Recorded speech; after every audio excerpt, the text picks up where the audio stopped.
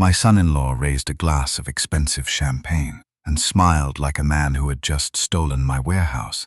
By dessert, that same smile was frozen on an 80-inch screen, while federal investigators watched him confess in front of everyone. Mason Vale thought he was outsmarting a tired old man. He thought I was broke. He thought I was harmless. He thought the warehouse was just one dusty building nobody important would fight for. What he never understood was that the warehouse he stole was not the prize. It was the tripwire, and he had just stepped on it with both feet. My name is Daniel Ross. I am 72 years old to the casual observer. And more importantly, to my son-in-law, I am a tired, mildly forgetful old man living on a fixed income. I drive a 10-year-old sedan. I live in a small, slightly drafty house on the edge of the suburbs. I buy my clothes off the clearance rack. And if anyone asks, I tell them I am a retired warehouse supervisor. That is not entirely a lie. I do supervise warehouses. What I never mentioned is that I own them. I am the sole founder and primary beneficiary of the Ross Meridian Storage and Logistics Trust. I secretly own a network of industrial cold storage facilities, commercial trucking hubs, and highly valuable logistics corridors stretching across 3 state lines. I am worth tens of millions of dollars, but I have spent the last 30 years hiding every single penny of it. I hid my wealth because I wanted my daughter, Claire, to have a normal life. Claire was 33 years old. She was a kind, deeply empathetic elementary school teacher. She did not care about expensive cars or designer clothes. She just wanted to build a quiet, happy family. I wanted to protect her from the kind of people who hunt for wealth. Unfortunately, I protected her from the wrong danger. By hiding my money, I did not make Claire safer. I made her look like the perfect target. And Mason Vale was exactly the kind of man who knew how to spot one. To understand why Mason confessed before dessert, you need to understand the kind of man my daughter had married. Mason was 36 years old, and he was a textbook gold digger. He wore tailored suits he could not afford, drove a luxury car leased at a terrible interest rate, and constantly spoke in hollow corporate buzzwords to mask the fact that he was drowning in personal debt. He had married my daughter because he thought she was weak, compliant, and desperate for affection. The dinner took place on a Friday night at an expensive downtown steakhouse.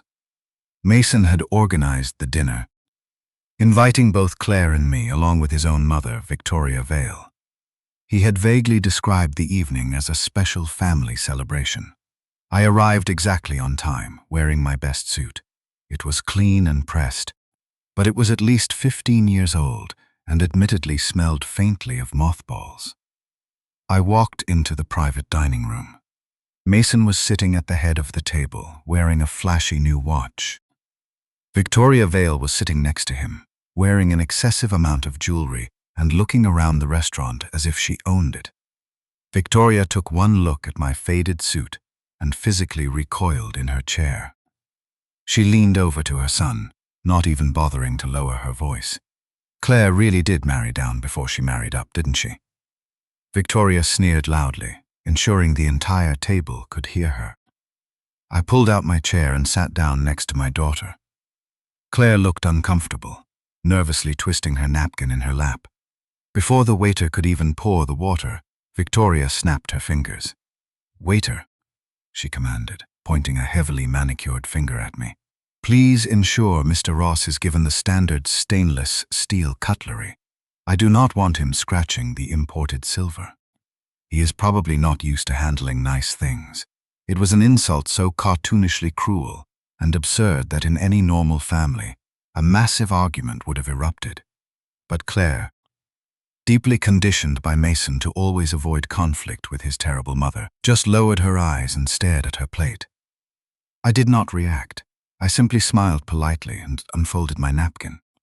Once the appetizers were cleared, Mason stood up and tapped his fork against his crystal water glass, demanding the attention of the table. "I want to propose a toast," Mason announced, his voice booming across the room. He signaled to the waiter, who brought out a dust-covered bottle of champagne. This bottle cost $500. Mason bragged shamelessly, holding it up for everyone to see. That is probably more than Daniel's entire net worth over the last 10 years. But tonight, we are celebrating. He popped the cork, pouring generous glasses for himself, his mother, and Claire. He pointedly skipped my glass. To new beginnings, Mason declared, raising his glass high. Claire and I are finally free from old burdens. I am proud to announce that Claire finally got her father to sign over the title to that old, rotting warehouse on the edge of town. The buyer closes next Friday. Claire's head snapped up. Her face went completely pale. Wait, Mason, what are you talking about? Claire stammered, her voice trembling with confusion. You said those papers were just for a trash removal permit. You said the city was fining him for the overgrown weeds. Mason rolled his eyes, looking at his wife as if she were a stupid child. Claire, please do not ruin the moment with your lack of financial literacy. Mason sighed dramatically. It was a transfer authorization. You helped him sign it. We are liquidating the asset. He reached into his expensive tailored jacket and pulled out a foil paper. He opened it and tossed it onto the center of the table. It was a printed photograph of an ugly, rusted, graffiti-covered warehouse with weeds growing through the cracked pavement. Look at this disgusting dump, Mason laughed, gesturing to the photo. The old man was hoarding a pile of bricks and rats. No offense, Daniel, but a man your age does not need an abandoned warehouse. You belong in a retirement home, not managing real estate. Claire and I can turn that dead property into a real future for ourselves. He had actually printed a photo of my property to publicly humiliate me over a $500 bottle of champagne. Victoria laughed out loud, clapping her hands together. Honestly, Daniel, you should be on your knees thanking Mason, she chimed in, her voice dripping with venom. Most young, successful men would not bother cleaning up their father-in-law's pathetic mess. You are incredibly lucky my son is so generous. Claire looked at me, her eyes wide with panic and guilt. Dad, I swear I didn't know, she whispered, her voice cracking. He just handed me a stack of papers while I was feeding the dog. He said it was just maintenance forms. I looked at my daughter. I saw the fear in her eyes.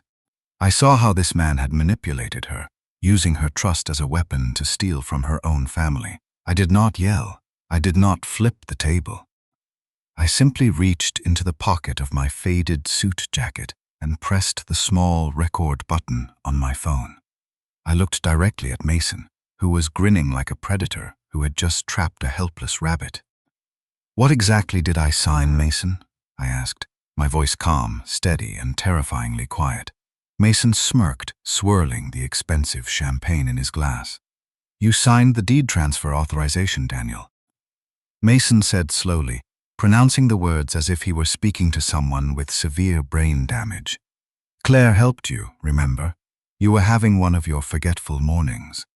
We are selling the land to a commercial developer.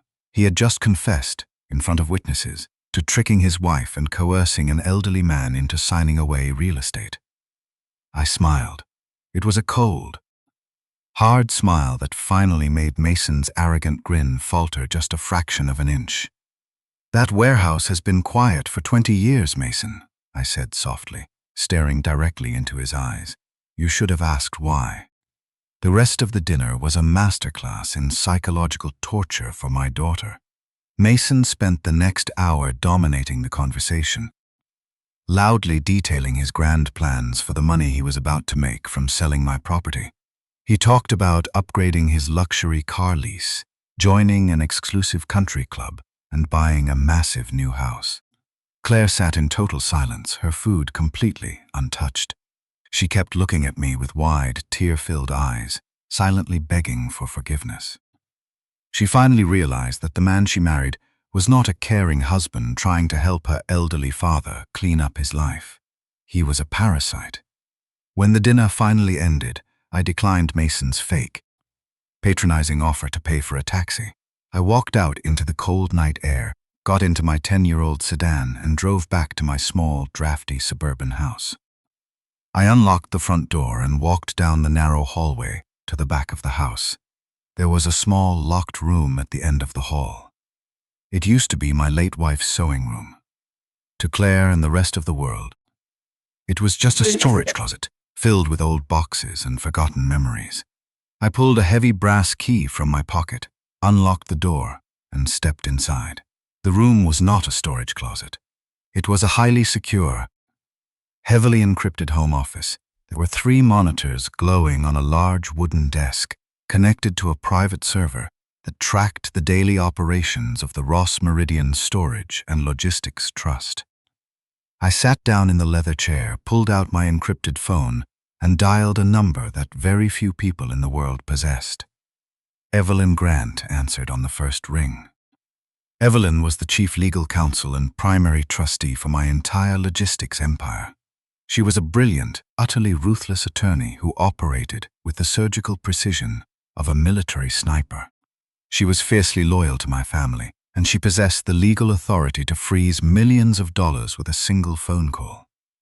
"Daniel," Evelyn said, her voice sharp and immediately alert. "It is past midnight. What is the emergency?" "I need a full forensic audit, Evelyn," I replied, my voice cold and steady. "I need a comprehensive title search on the old East Side warehouse. I want a review of every single deed transfer filed in this county over the last 90 days bearing my name. I need a handwriting analysis on the signatures. I want a deep financial audit of my son-in-law, Mason Vale. And finally, find out exactly which commercial developer is trying to buy my property." There was a brief pause on the line. "Are we initiating a hostile takeover?" Evelyn asked quietly. "No," I said, staring at a framed photo of Claire on my desk. "We are taking out the trash." By 6 o'clock the next morning, Evelyn had compiled a digital dossier and sent it to my secure server. I sat in the dark office, drinking black coffee, reading the files. The deeper I dug into Mason's life, the more disgusted I became. Mason Vale was not a successful businessman. He was a financial catastrophe hidden inside a tailored suit. According to Evelyn's audit, Mason was drowning in crushing, inescapable debt. His credit cards were completely maxed out. He owed tens of thousands of dollars on his luxury car lease. He was severely delinquent on his private club dues, and he had a massive, high-interest loan stemming from a failed tech startup 3 years ago. He was weeks away from total bankruptcy. He had married my daughter because he desperately needed a lifeline. But Claire, being a humble schoolteacher, did not have the kind of money he required, so he went digging. The dossier revealed exactly how the theft had occurred. 3 months ago, while helping Claire move some old boxes out of our attic, Mason had found a stray, misplaced tax assessment letter addressed to me. The letter referenced the East Side warehouse. To the untrained eye, the East Side warehouse looked like a worthless, abandoned brick building on the bad side of town. But Mason, desperate for cash, had quietly looked up the zoning maps. He discovered that the city was secretly planning to rezone that exact area into a massive, multi-billion-dollar logistics corridor. That worthless pile of bricks was sitting directly in the center of the most valuable commercial real estate project in the state. Mason knew I would never sell it to him, so he decided to steal it. He printed out a highly complex commercial transfer authorization form. He buried it inside a stack of mundane municipal paperwork regarding trash removal and weed control. Then, he waited for a moment when Claire was incredibly busy and distracted. He handed her the stack of papers and told her it was a family property planning form to help her aging father simplify his life. Claire, trusting her husband completely, had signed the witness line without reading the fine print. But Mason still needed my signature to execute the transfer, so he simply forged it. He forged my signature with a cheap pen, hired a corrupt, unlicensed notary to stamp the document, and aggressively filed the transfer authorization with the county clerk. With the forged transfer in hand, Mason had immediately approached a ruthless commercial developer named Pierce Landon. Landon, eager to secure the property before the rezoning news went public, signed a preliminary sale agreement with Mason. Landon had wired Mason a massive advance payment of $250,000 just to lock down the deal. Mason had used that stolen advance money to pay off his most aggressive creditors, catch up on his luxury car lease, and buy the $500 bottle of champagne he had used to humiliate me at dinner. My phone vibrated on the desk. It was a forwarded screenshot from Claire. Claire had confronted Mason about the paperwork when they got home from the dinner. She had cried, begging him to cancel the sale and give the property back to her father. Mason's response via text message was a masterclass in sociopathic manipulation. "Your dad lived small because he thought small," Mason had texted her. "We are not repeating his pathetic life. I secured our future. Stop crying, stop acting like a victim, and start acting like a winner. You owe me this." I stared at the glowing screen of my phone. Mason was not just a thief. He was actively, maliciously gaslighting my daughter, using her own guilt and kindness to force her into submission. He actually believed he was the hero of the story. My secure phone rang again. It was Evelyn. "Did you read the dossier?" Evelyn asked, her voice tight with professional fury. "Daniel, this is wire fraud, felony forgery, and elder financial abuse. The notary he used has a criminal record." "I read it," I replied softly. "He did not just try to sell the warehouse, Daniel," Evelyn pointed out, clearly horrified by the sheer audacity of the crime. "He used your daughter as the signature. He used her as a human shield. If this goes wrong, he has perfectly positioned the paperwork so that Claire takes the legal blame for the fraudulent transfer." I closed my eyes. The pain of betrayal was sharp and heavy. I did not care about the warehouse. I did not care about the money. I cared that my daughter, the kindest person I knew, had been reduced to a forged signature by the man who had sworn to protect her. "We can call the federal authorities right now," Evelyn urged. "We can have him arrested before he finishes his morning coffee." "No," I commanded, my voice turning to absolute ice. "If we stop him now, he will just claim it was a misunderstanding. He will say Claire misunderstood the paperwork. He will hire a cheap lawyer, drag my daughter through a messy divorce, and spend the rest of his life playing the victim." "So what do you want to do?" Evelyn asked. "The closing dinner with the developer is scheduled for next Friday," I said, looking at the forged signature on my computer screen.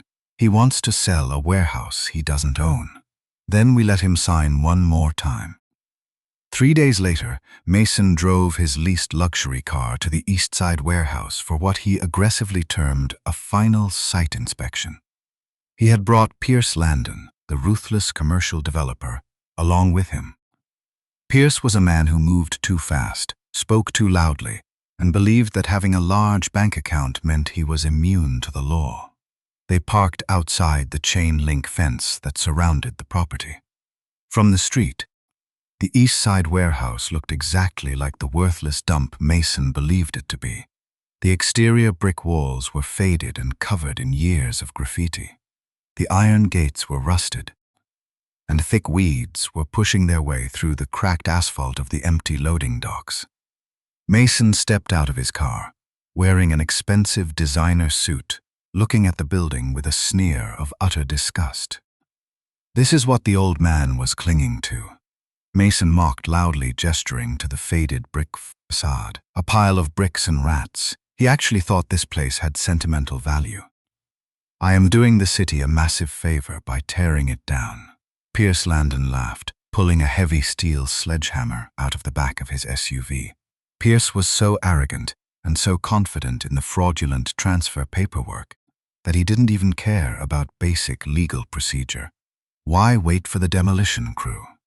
Pierce bragged loudly, swinging the heavy sledgehammer over his shoulder. "Let's knock the padlock off right now and get a head start. I want this ugly piece of garbage leveled by the end of the month." Pierce marched aggressively up to the rusted front gate. Raising the sledgehammer to smash the heavy iron padlock, He never got the chance to swing. Before the hammer could come down, the heavy iron gate rattled loudly. A man stepped out from the shadows of the loading dock, dressed in a faded dark blue work uniform. It was Miguel Alvarez. Miguel had been my primary warehouse manager for 25 years. He was fiercely loyal. Incredibly smart, and he knew exactly what was hidden inside the walls of that seemingly abandoned building. "Put the hammer down," Miguel ordered. His voice was calm, but it carried the heavy, unmistakable authority of a man who was fully prepared to defend his territory. Mason rolled his eyes, immediately annoyed by the presence of a working-class employee. "Relax, pal," Mason sneered, waving his hand dismissively. "I am Mason Vale. I am Daniel Ross's son-in-law. Open the gate. I own this property now, and Mr. Landon here is going to tear it down." Miguel did not move. He looked at Mason's expensive suit, then looked at the sledgehammer in Pierce's hand. "No, sir," Miguel replied coldly, crossing his arms over his chest. "You signed papers. That is not the same thing as ownership." Mason's face flushed with sudden, unchecked anger. He hated being told no, especially by someone he considered to be beneath him. "Listen to me, you ignorant hourly worker," Mason snapped, his voice rising in pitch. "I have the signed transfer authorization filed with the county clerk. My senile father-in-law gave me the rights to this dump. Now open the gate before I have the police arrest you for trespassing on my land." I would not call the police just yet, Mason. I stepped out from the deep shadows of the loading dock, walking slowly up to the rusted chain-link fence. I was wearing my faded suit, looking exactly like the tired, forgetful old man Mason believed me to be. "Daniel?" Mason stammered, clearly startled by my sudden appearance. "What are you doing here? You should be at home resting. The paperwork is already done." I ignored Mason and looked directly at Pierce Landon, who was awkwardly lowering the sledgehammer. "Mr. Landon," I said quietly, "you seem very eager to destroy a building you have not fully legally acquired." "I paid a $250,000 advance, old man," Pierce sneered, trying to regain his aggressive posture. "I have a preliminary contract. The closing dinner is on Friday. This land is basically mine." I nodded slowly, looking past them at the faded brick walls of my warehouse. "Mason," I said, shifting my gaze back to my arrogant son-in-law, "before you sell a building, you should really learn what is stored inside it." Mason laughed out loud, a harsh, mocking sound that echoed across the empty street. "Stored inside it?" Mason scoffed. "What is in there, Daniel? More mothballs? Old tax returns? A collection of rusted tools? I don't care what garbage you have hoarded in there. It is all going to the landfill on Monday." I did not correct him. I did not tell him the truth. What Mason did not know, and what Pierce Landon's cheap lawyers had completely failed to discover, was that the East Side warehouse was not a storage facility for old junk.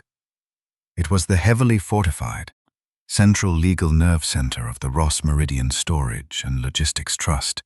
Hidden behind those faded brick walls and rusted iron doors was a massive, climate-controlled server room that housed the digital contracts for a multi-million-dollar commercial trucking fleet.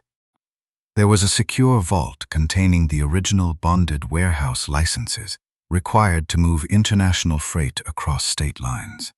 And, most importantly, the warehouse stored the physical, notarized deed records for 14 massive industrial logistics plots scattered across the entire state. The East Side warehouse was the legal keystone of my entire empire. The warehouse was not valuable because of the bricks.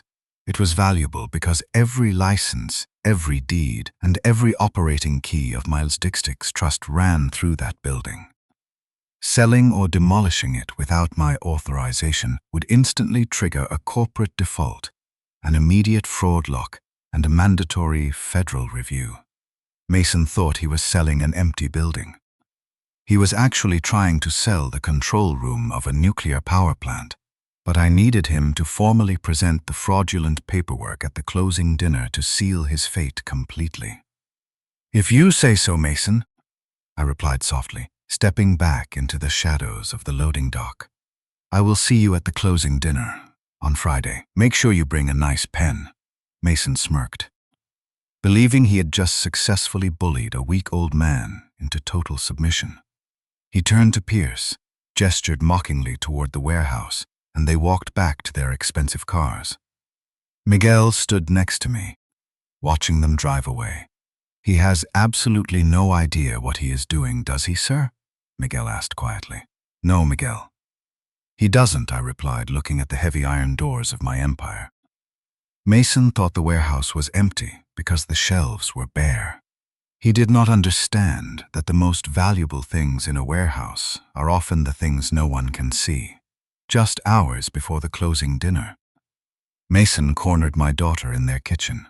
He grabbed her arm, his voice dropping into a vicious, threatening whisper. If your father embarrasses us tonight, you will tell everyone he has been confused for months. You will protect this family, Claire. Or I will make sure the paperwork points back to you. The dinner itself was held in an exclusive private dining room at the city's most elite country club. Mason had spared no expense for the occasion, burning through the rest of his stolen advance. He wanted the evening to be a public spectacle. He had invited Claire, his mother Victoria, the developer Pierce Landon, a highly corrupt notary public who owed Mason a favor, a commercial banker, and several of Mason's wealthy friends. And, of course, he had invited me. He wanted an audience for his final victory. He wanted to humiliate me one last time before he took my property. I arrived wearing the same faded, mothball-scented suit I always wore. Victoria Vale rolled her eyes so hard, I thought they might fall out of her head when I walked into the room. She was wearing an absurdly expensive evening gown and dripping in diamonds. She immediately leaned across the table and whispered loudly to one of Mason's wealthy friends, making sure everyone could hear her. A woman should always marry upward. Victoria sighed dramatically, pointing her champagne flute in my direction. Fortunately, my son rescued poor Claire from all this dust and poverty. Claire sat rigid in her chair, staring down at her plate. She looked exhausted, pale, and deeply unhappy.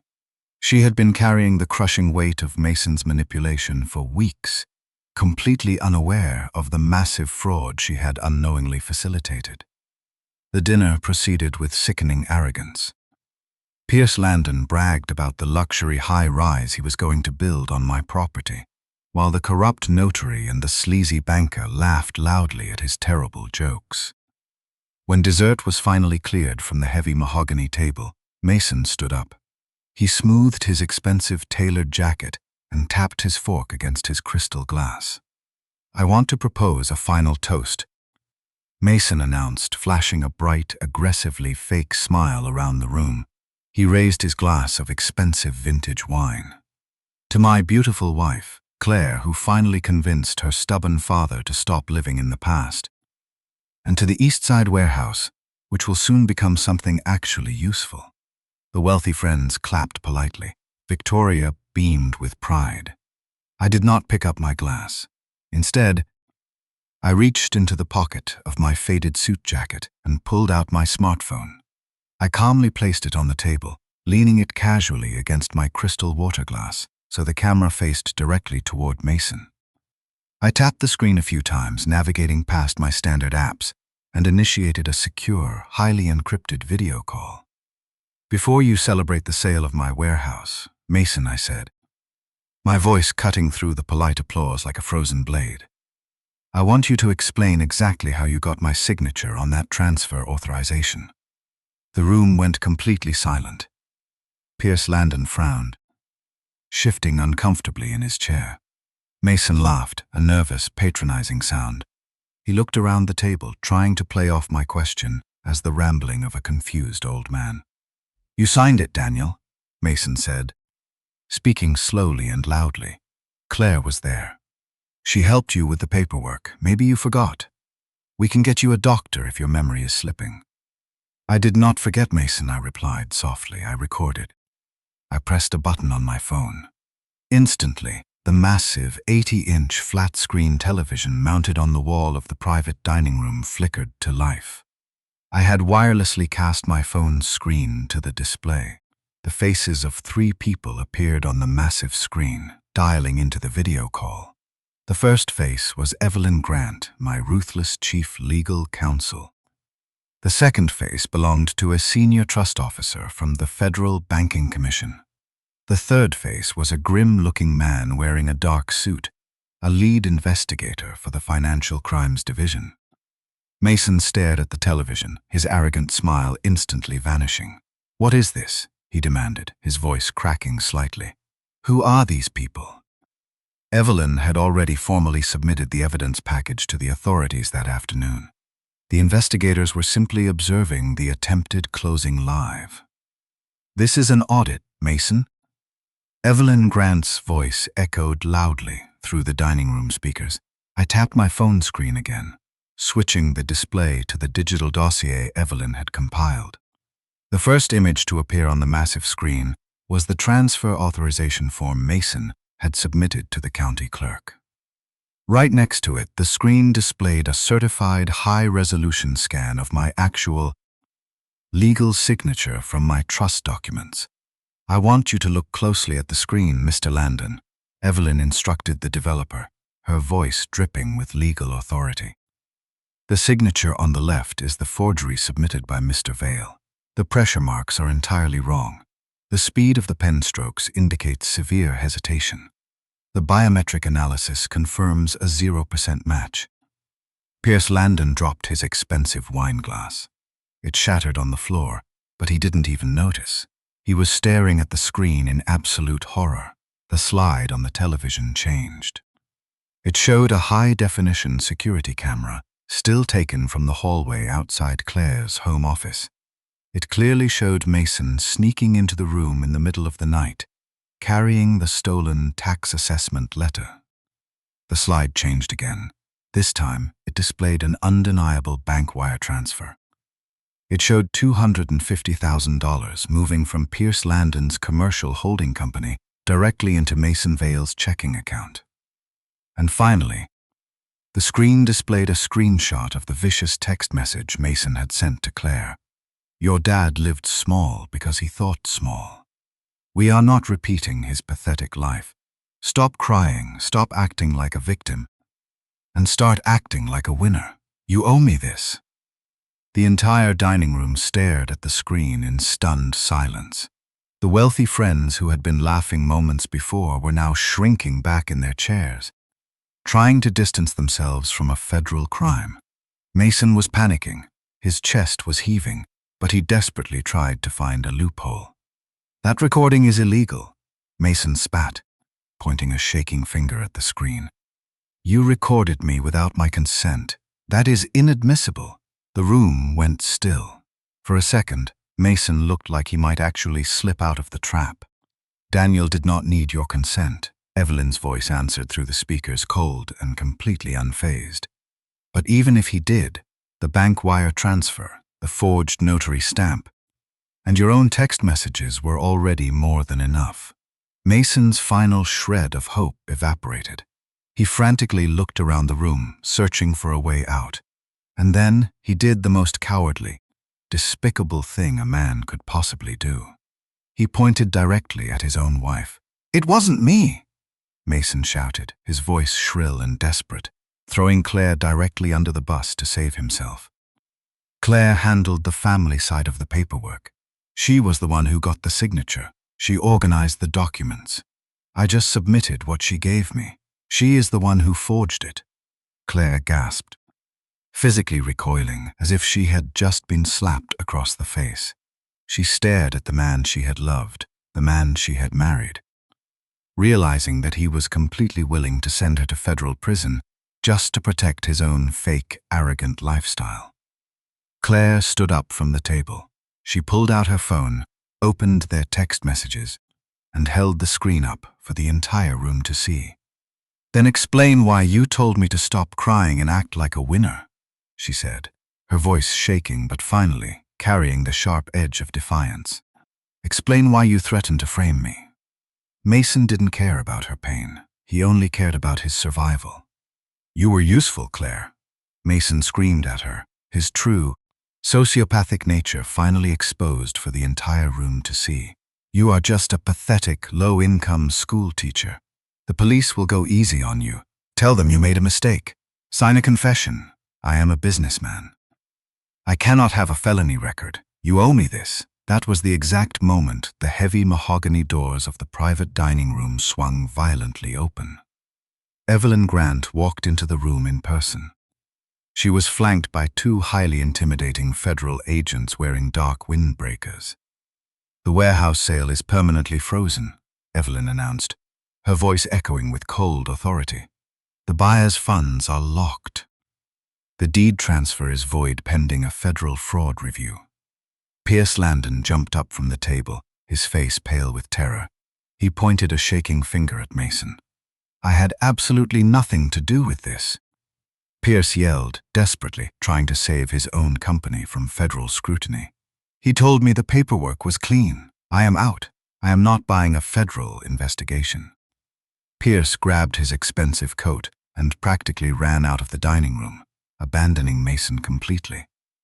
The corrupt notary and the sleazy banker quickly followed him, desperate to escape before the federal agents started asking questions. Victoria Vale was sitting frozen in her chair, staring at her son in absolute horror, her snobby, arrogant demeanor completely destroyed. I stood up from the table. I smoothed my faded suit jacket and walked slowly around the mahogany table until I was standing directly in front of Mason. He was trembling, his eyes wide with fear, staring at the federal agents who were pulling a pair of cold steel handcuffs from their belts. I looked down at the man who had tried to steal my empire and destroy my daughter. "You married my daughter for a door into my warehouse, Mason," I said softly, my voice perfectly calm as the federal agents grabbed his arms. "You forgot I still had the key." In the aftermath of the closing dinner, the federal justice system descended on Mason Vale with the crushing, inescapable weight of an avalanche. Because the federal prosecutors had watched him coerce witnesses and confess on a live broadcast, they refused the easy plea deal Mason expected. He was indicted on multiple felony charges, including wire fraud, felony forgery, coercion, and attempted theft of real property.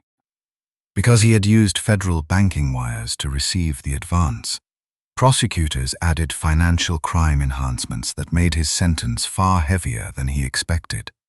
He was facing decades in a federal penitentiary. Pierce Landon avoided prison by cooperating with the authorities, but the Banking Commission opened an immediate review into 3 of his companies, and the lucrative rezoning deal that had made him so greedy collapsed overnight.